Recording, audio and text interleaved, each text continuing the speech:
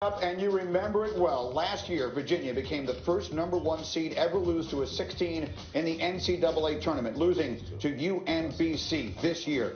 Bouncing back, the Cavs in a big way, winning a share of the ACC regular season championship for the fourth time in the last 6 years. They have been consistently the best team in that conference. They did lose to Florida State in the conference tournament semifinal. It was their third loss of the season. It would be their last. They would advance to the Elite Eight, taking on Purdue, forcing overtime on that miracle shot, overcoming 42 points from Carson Edwards to advance to the Final Four. In the Final Four, the national semis against Auburn, another extraordinarily close call. Kyle Guy, unbelievably clutch, making 3 free throws after a foul called on this play to send UVA to the championship game for the first time, where DeAndre Hunter made that huge 3 to help send the game into overtime. And in the end, it is Virginia cutting down the nets last night, winning the national championship in overtime. And we are delighted to welcome the championship winning coach, Virginia's Tony Bennett, with us live on the phone now here on Get Up. And, Coach, I've been trying to put it into words this morning. I'd love you to do it for me. From where you were 12 months ago to where you are, how would you describe this journey for you and your basketball program? It's humbling. It really is, to experience what we did as a program and how tough it was, and kind of knowing what we'd have to face. But seeing our young men answer the call, they just refused to not take a step back, and we had to deal with a lot of stuff. But as I've said many times, in ways it drew us closer together, and the hunger in them to have a great off season. And then we talked about it. I think Kyle said at the press conference, we said, instead of worrying about the finish line, let's run to the starting line and get ready to, I don't want to say it was revenge, but it's just we can take a step. And, some of the pressures they had to face, even in this year's tournament, the first 10 minutes, being down 14 minutes to another number 16 seed, that was real pressure. And the way they responded and showed the, resiliency, or whatever word you want to use, was, I think, remarkable.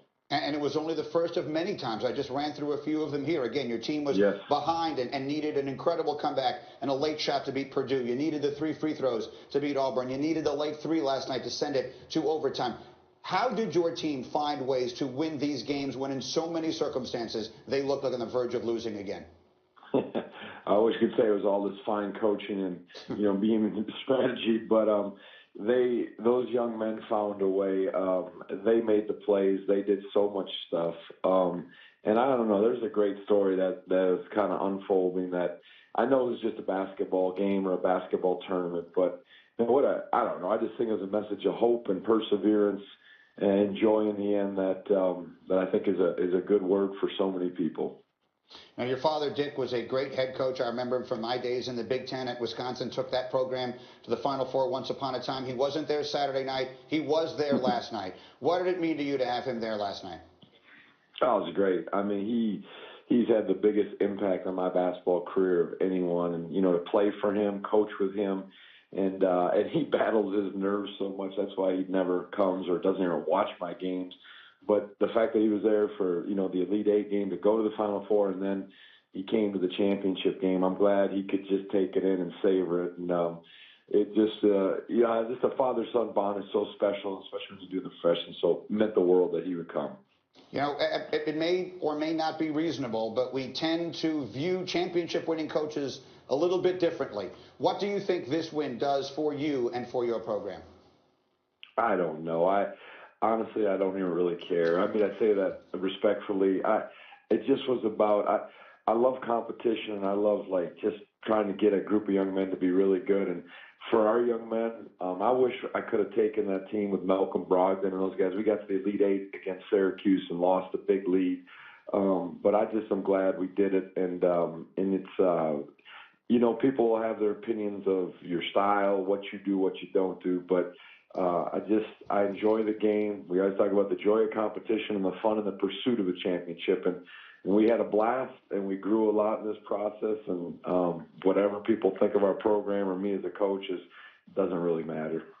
Coach, congratulations again. I think you said it right. It is a remarkable story of redemption for your program. Congratulations on a wonderful win, and thank you for doing this morning. Thanks, Mike. Tony Bennett with us. Now let's get to Augusta. It represents our Super Bowl trophy. It represents our NBA championship trophy. It's like the holy grail of the game. It's this mythical thing that's rarely seen, but everyone knows about. It represents a fraternity in sports like no other, a club and a membership like no other, and a golf tournament like no other. It's a symbol of, what is all the best in the game of golf, and I think that's really neat. It's a perfect segue because we bring Curtis Strange into the conversation. If you watched it last night after Tony Bennett won the championship, he asked Jim Nantz if Nantz could arrange for him to come play Augusta. So it's a perfect way for us to segue to the Masters, which of course is this week, and we've got it for you on ESPN, and our friend Curtis Strange is with us here. Let's talk about it, Curtis. All conversations begin with Tiger. At this time a year ago, we were just happy to see him walking 18 holes. Now, how do you assess his chances of making something special happen this week? Well, this year's a little different than last year, Mike, is that we didn't know if he could go 4 rounds with his body, but he's in good shape. He's injury-free. He's playing reasonably well. But in past years, we've talked about can he put it in the fairway more often than he has. If he does that, he has a heck of a chance. This year, we're talking about can he make putts. He's 54th on tour in driving, so he's driving it pretty well. We know this is a second-shot golf course. He's a good iron player, but he's really putting quite poorly. He ranks last, near the last in almost every putting category. He's got to find a way to improve that. So I'll be down there with you later this week. And so for our audience, is that what to watch for on Thursday? If Tiger is putting well, would you say that is the single most important indicator of his chances of winning?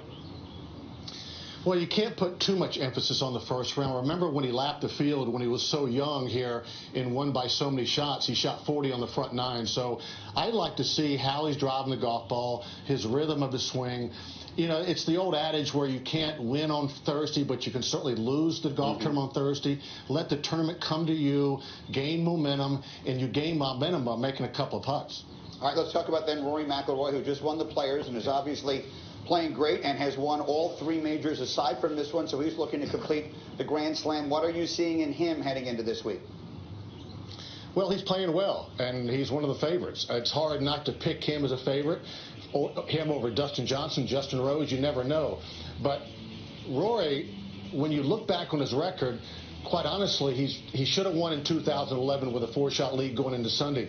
But only one other time has he been in the top 2 or 3 going into Sunday, and within 3 shots of the lead. He's backsided top 10s 2 or 3 times, so he really hasn't played all that well over the past years. Let's get to your favorite then. If you had to pick one, and again, we've seen what Las Vegas thinks, who is your favorite to win this year? It's tough. It's every time I'm leaning toward Justin Rose. Why? Because he's #1 in the world. He has no weaknesses. He has such a good, even keel attitude on the golf course. Just a beautiful swing. 2-time runner-up in the last 4 years, all above. But then you go look at the stats of Dustin Johnson and Rory McIlroy. So I'm saying Justin Rose wins in a playoff over Dustin Johnson. Oh, I'll sign for that right now. Rose over DJ in a playoff sounds awfully good to me. Yeah. Super quickly, as I looked over some of the notes, each of the last 4 winners at the Masters have been first-time major champions. So if we're looking for someone who's never won a major before, would that lead us to Ricky Fowler? Where would you look there? You took the words right out of my mouth. Ricky Fowler has had a heck of a career. Only won 5 times. With the way he plays, you think he would have won a few more times than that. But he has such a good record in majors the last couple of years. He seems like he's on the first page of the leaderboard every single week. Ricky Fowler's the guy. But let's not forget about Jon Rahm. He has a lot of power to play here this week. Absolutely. Curtis, it's going to be great to see you down there this weekend. Thank you for getting up and doing this for us early this morning. And again, the Masters is on the way, and ESPN with enormous coverage. It begins tomorrow with the par 3 contest from Augusta, 3 o'clock Eastern on ESPN. You can watch it on the ESPN app, so you can watch from work or wherever you may be. Our coverage of the Masters begins in earnest tomorrow. We will take a short time out. Huge hour coming your way on Get Up. The Lakers close out a very disappointing season tonight. Changes are coming. Who will be LeBron's next coach? Wendy's got answers as we continue. It's Get Up on ESPN.